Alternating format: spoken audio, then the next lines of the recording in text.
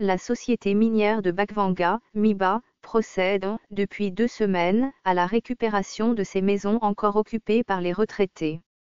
Cette opération suscite une protestation dans le camp des familles visées.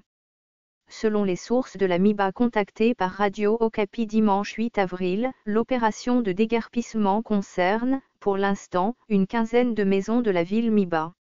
Mais au total, ce sont plus de 150 retraités qui continuent à garder les maisons de l'entreprise. Une commission de délogement est à pied d'œuvre. Elle est constituée d'un OPJ de la brigade minière, des membres du bureau de logement pour la ville MIBA, des membres du bureau de logement pour les cités des ouvriers. L'ANR, la police et les FARD appuient cette opération. Certaines familles des retraités dénoncent la brutalité avec laquelle cette commission jette les occupants dehors. Des biens sont détruits ou perdus, dans d'autres maisons, indique-t-elle. Les dirigeants de la MIBA, pour leur part, affirment que l'opération se déroule dans le respect des procédures et de la dignité humaine.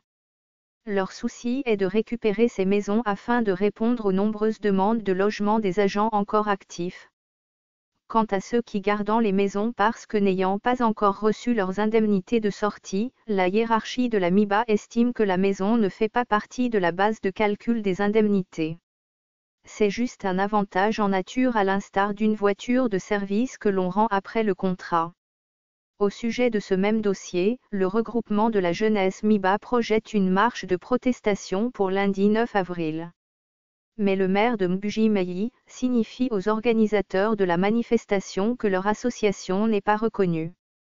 Par conséquent, la marche n'est pas autorisée. Des associations se sont constituées pour dénoncer l'irrégularité de la mesure. Ce fichier audio a été créé par Panopre Basic, vous pouvez le télécharger sur www.panopreter.com.